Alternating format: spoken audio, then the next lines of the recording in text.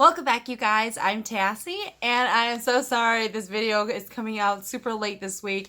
I had completely forgotten it was my boyfriend and my 3-year anniversary, and then we also had Valentine's Day, so everything, and then I had like a after work event kind of a thing going on. So I feel like this week has been a hectic week. I've been doing so much. I've had so many great things going on. So I was so busy. But I know you guys are waiting for a video. So I'm finally sitting down. Today's Friday and I'm going to be uploading it right away before I actually go out for the night. Y'all have no idea. So for my work, we actually, all the managers, we went to this escape room challenge. And I posted this when I was there. Was it Wednesday night I was there? I posted it to my social media page. I finally started a Shaman Memoirs Instagram and Facebook. So check it out sometimes when you guys have time, because I'm going to be posting like special clips on there and things that are going on in my life, so that if I'm somewhere and something's scaring me, I'll try and take a photo of it and I'll post it there for you guys. So coming back to this video. I feel like, I've been discussing a lot of things about the spirit world, and then I was asked, I have this long email of a ton of questions, and towards the bottom of the email, it started asking questions about saying no. So the email is basically saying, finally, can we just say no? No to like all of this spiritual stuff, all of this shaman related stuff. Can we just walk away from it? So it depends. And I'll tell you guys a little bit, because I always got stories. Okay, so basically you can say no. But things are gonna happen to you. like, okay, I know people who are supposed to be shamans. They just don't care. They're not going to bother with it. They're not going to do anything. Granted, they are very, very afraid of it because they don't know what it all entails. They just know they don't want this as part of their life. So they won't even go and try anything, right?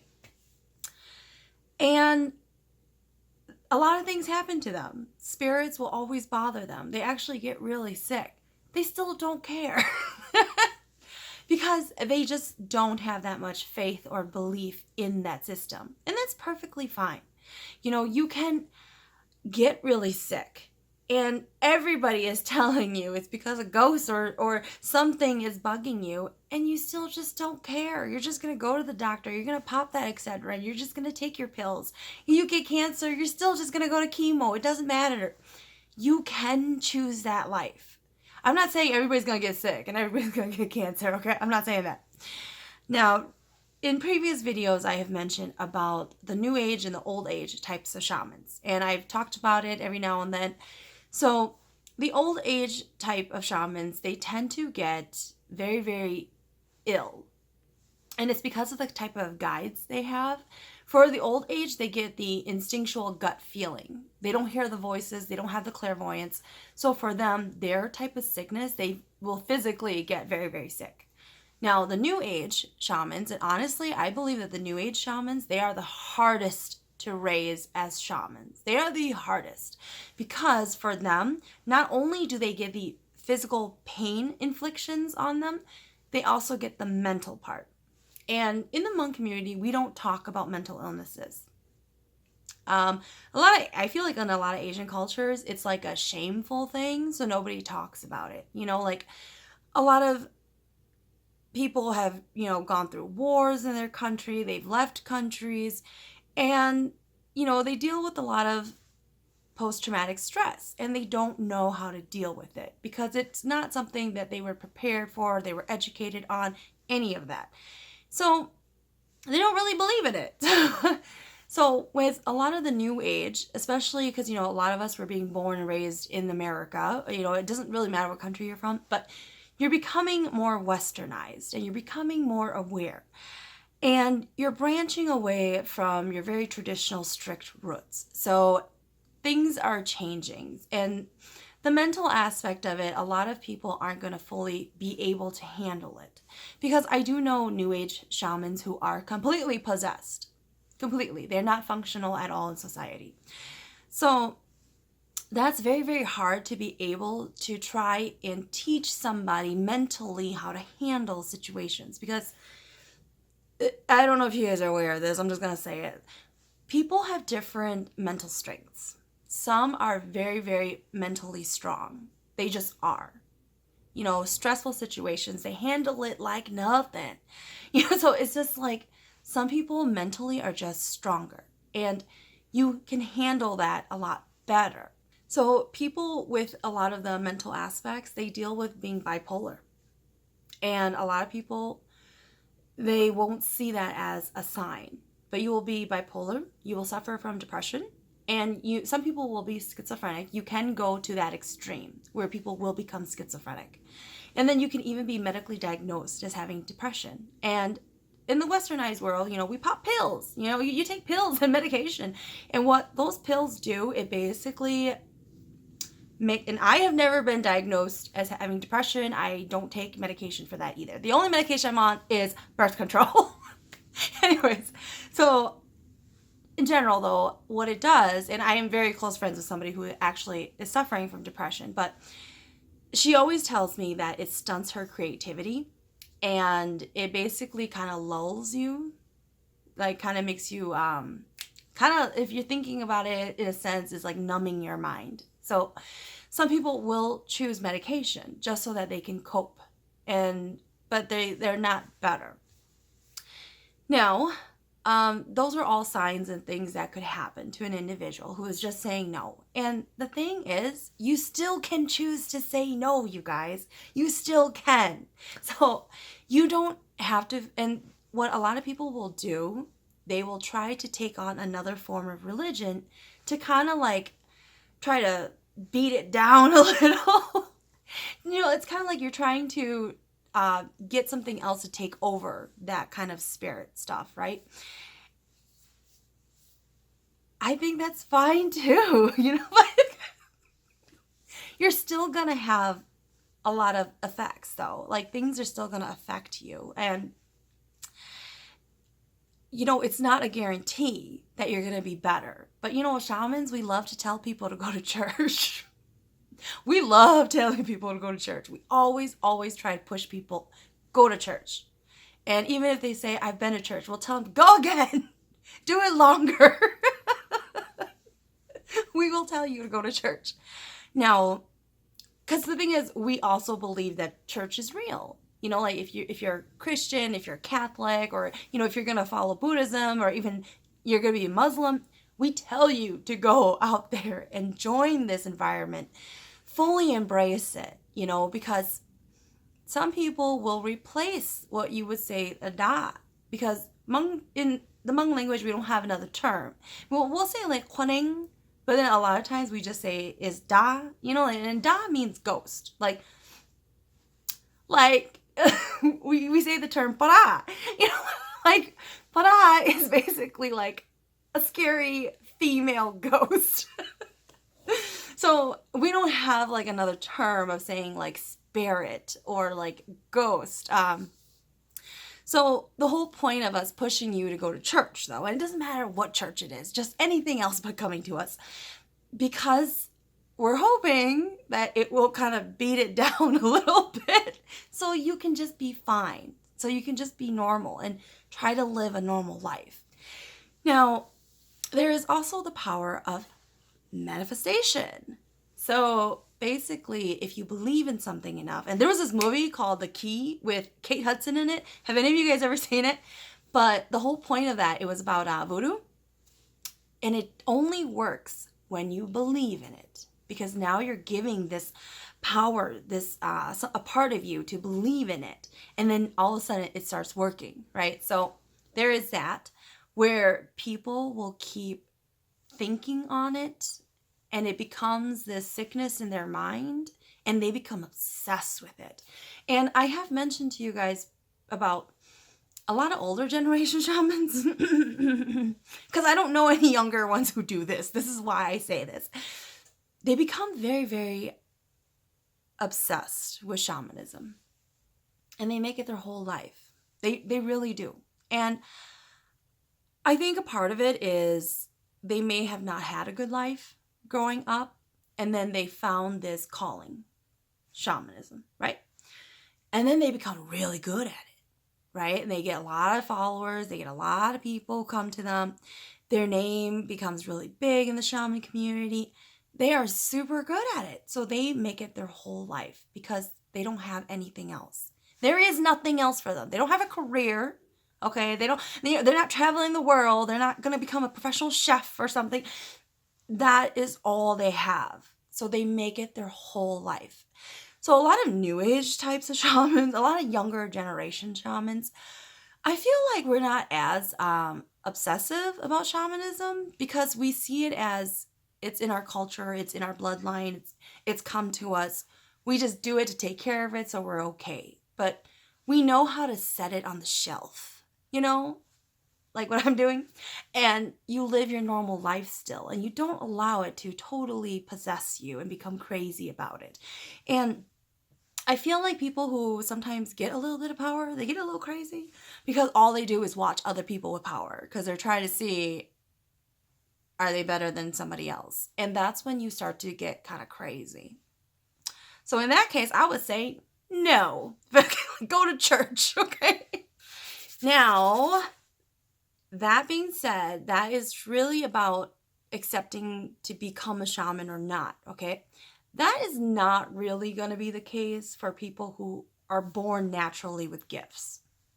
So, you know, like my ability to talk and see spirits and demons and all that great stuff, that is not going to go away.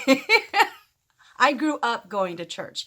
There were a lot of stuff at church. The fountain, the water fountain, and it was funny because me and I went to an all-white church growing up. It was because my neighborhood and everything like that. It was an all-white neighborhood. There was a bunch of kids. We were all playing. This is after choir and choir practice. And I remember we had eaten, and then we were playing in the jungle gym system, and then there's this water fountain. And it's one of those fountains you have to like push down really hard, and then it'll turn on. But as we walked past it, it would turn on. And then we would like get kind of freaked out and just stop and stare. And then all of a sudden it will stop. And then we go a little closer and it'll turn on again. But there was a girl ghost there who wanted to play with us. And so anyways, yeah, there's a lot of that kind of stuff even at church, you guys. But those kind of things don't go away just because you're not willing to accept it. I mean, like Michael the demon was attached to me for a long time. The only reason how I got rid of him was because I accepted becoming a shaman. So there are certain things that you just can't get rid of though. Like it's not going to go away even if you go to church. I'm just saying. Now, one other question is, for a non-shaman, are we all bound to be entangled in the spirit world even through everyday life circumstances and our interactions with other people? Yes, because we all live in the same world. Does that make sense? A lot of people can choose to ignore things, but you can get caught up in the crossfire, especially if you are close to an individual, like another shaman or something like that, and they have a lot of enemies, or in a lot of cases, they're frenemies. They're actually your very, very close friends who pretend to be your friend, but it's because they always want to know what you're doing. And then when you're not aware, they're sending things to hurt you. So some people get caught up in that crossfire, and it does happen. So because we all live in the same world, essentially, yes, you're going to be entangled as part of the whole spirit world because you have a spirit, whether you believe it or not. And so, you are going to be entangled in this whole world, even if you're not an active participant. Can a person without helpers compete favorably in life alongside those who do possess spirit guides? Let's say an artist. So I'm going to be honest with you guys. Most spiritually gifted people are artists. I don't know if you guys already knew that or not, but now you do. A lot of people who work in Hollywood, a lot of writers, a lot of people who are singers, if you're just an artist with paints, anybody who does things with their hands, a lot of spiritually inclined individuals, they're actually very, very talented and they're very, very gifted in creative things things that require creativity. You actually are more spiritually inclined, and you're probably supposed to be a shaman. And remember, I've talked about this too, shaman in the Hmong world, you know, it's going to be somebody who can host those type of ceremonies and all that stuff. But shamans who are just what we would call psychics, they're also known as a shaman too. They just don't do whole ceremonies as intense and healing and stuff like that. But so I'll just use the term shaman regardless for anybody who's not Hmong, okay? People who are very, very creative artistically, you are supposed to be along the line of something shamanic. So just letting you know, because what a lot of people, my last video that I posted, a lot of people kept mentioning this Chinese drama that is almost exactly like what I talk about with how it's like in the spirit world and all that stuff. I have never seen this drama, and personally I don't like Chinese dramas because they're very, very dramatic. The acting is sometimes very insane. It's beautifully visually done, but oh my god, just get to the point of this story, because they drag it on for like 100 episodes. And so you know, honestly, you gotta really consider, how would the writers have come up with the whole theory, the whole story? So there is a lot of truth in that. You know, like even in Hollywood, westernized type of videos and movies, and even video games, you guys, there's a lot of truth in that art form. You just have to see it. That's all. Oh, and competing favorably against these people. Yes, I am hearing that people, even if they're not as spiritually inclined, they can compete favorably, meaning they have good chances. However, they have to work harder at it to be recognized, to be known, because people who are spiritually inclined, they have this energy about them. They have this light that draws a lot of people naturally.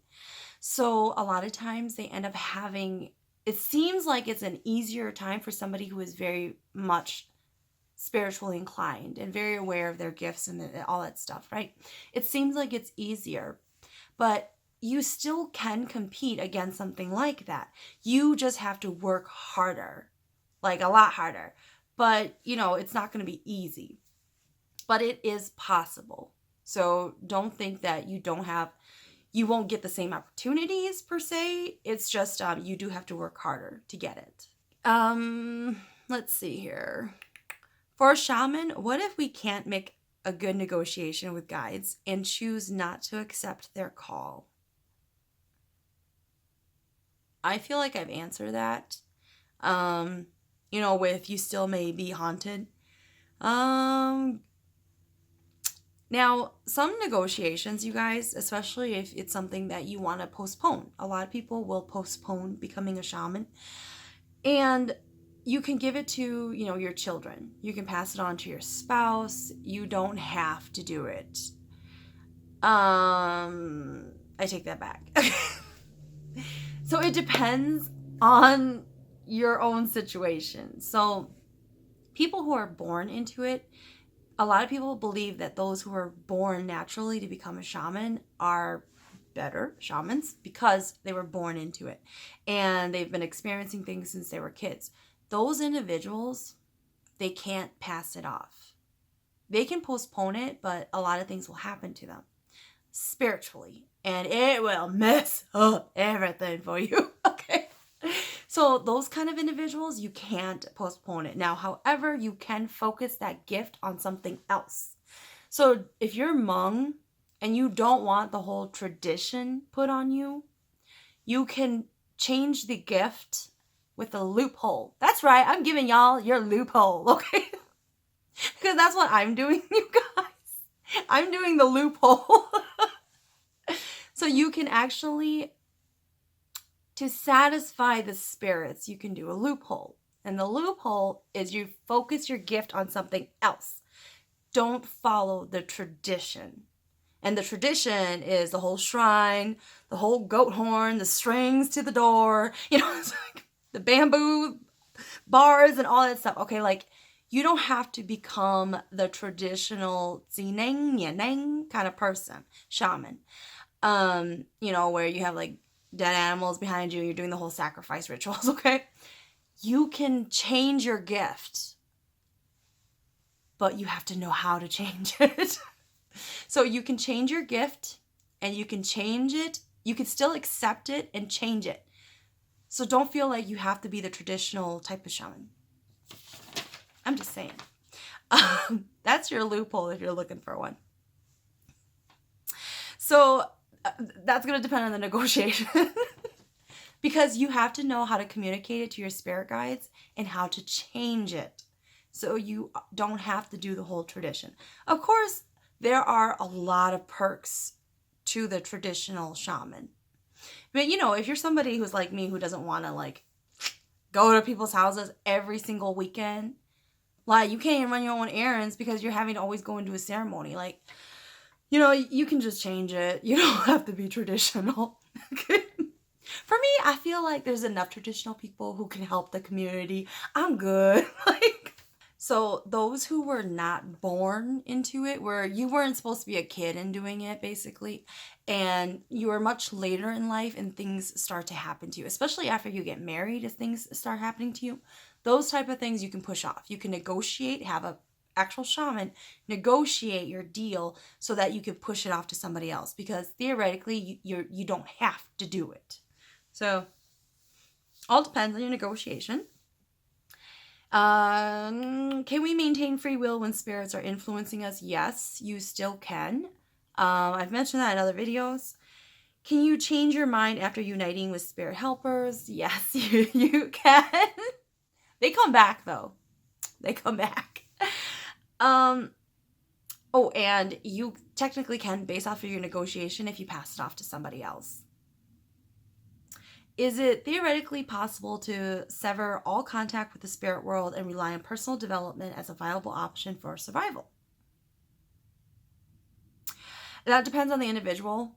It depends on how good the individual is at contacting the spirit world. If when you are awake and it feels like the spirit world is always around you still, it's a little harder to cut that tie.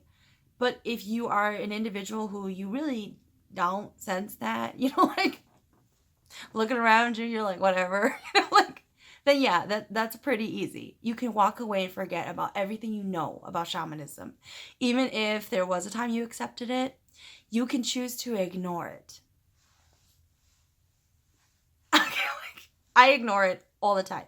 I see things all the time and I act like I didn't see nothing. So, you could just be like me. Is it worth it? I'm not sure what you mean by is it worth it? Are you saying is it worth cutting off ties, or are you saying is it worth being a shaman? And all of that depends on the individual. It depends on your experience. A lot of people who go into shamanism thinking what I used to think, that spirits will come and do everything for you, and then they realize it was not that easy. New Age shamans are the hardest to raise. The hardest. It is nothing like the old age shamans. So with New Age shamans, a lot of times it may not be considered worth it to them because they suffer through things more than enjoying it. So I don't really know if it's going to be something that's considered worth it for them.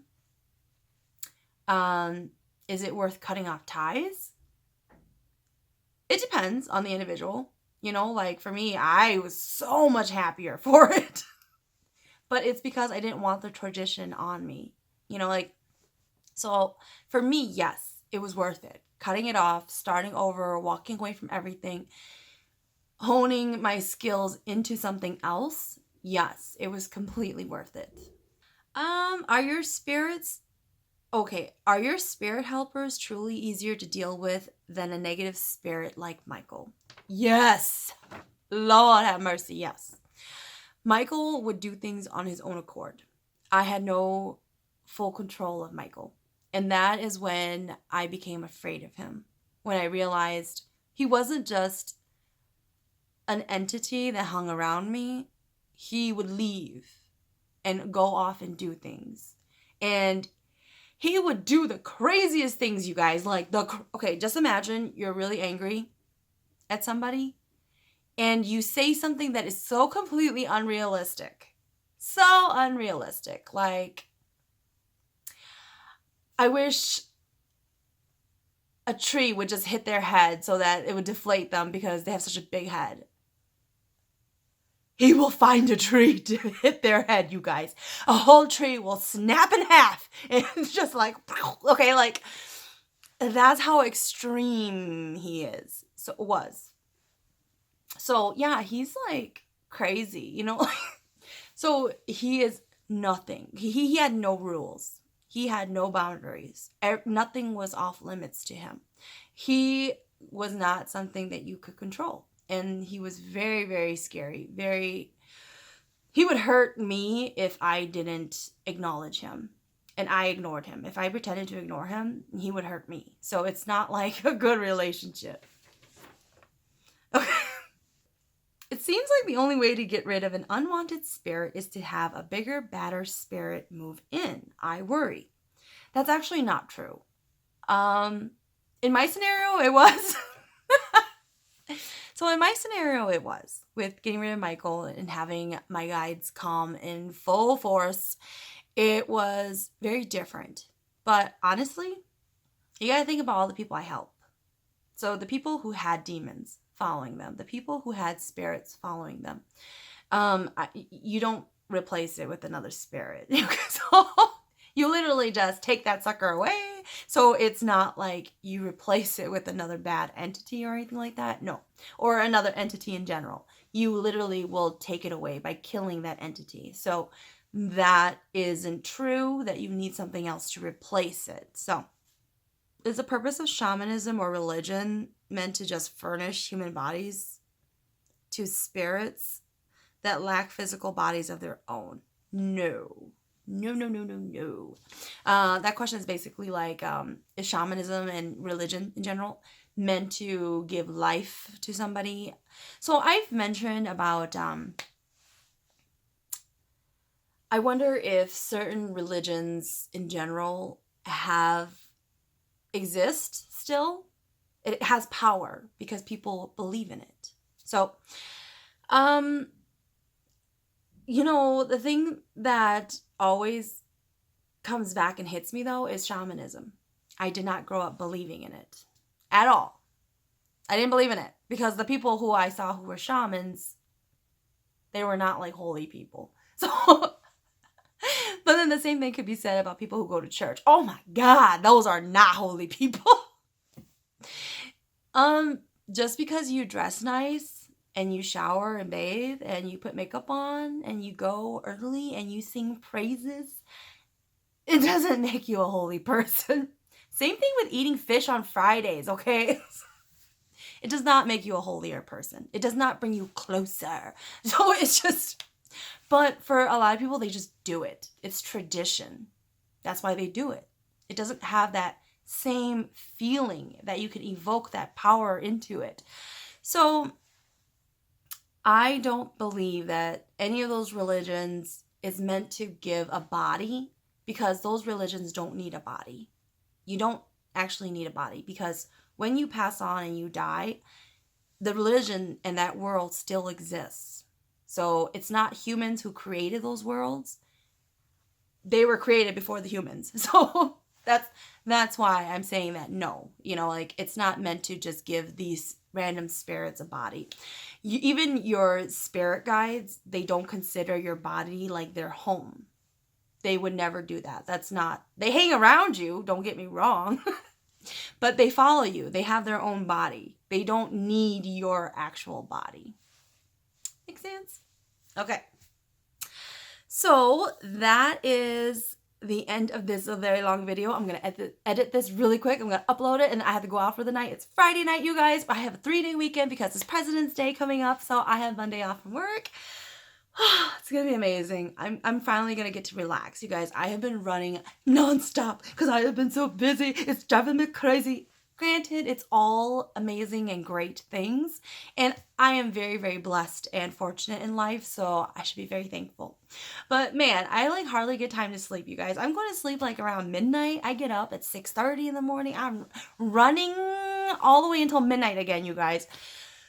So until next week, I'm going to hope I don't have such a busy week next week, so that hopefully I can post up earlier in the week so you guys can see another video.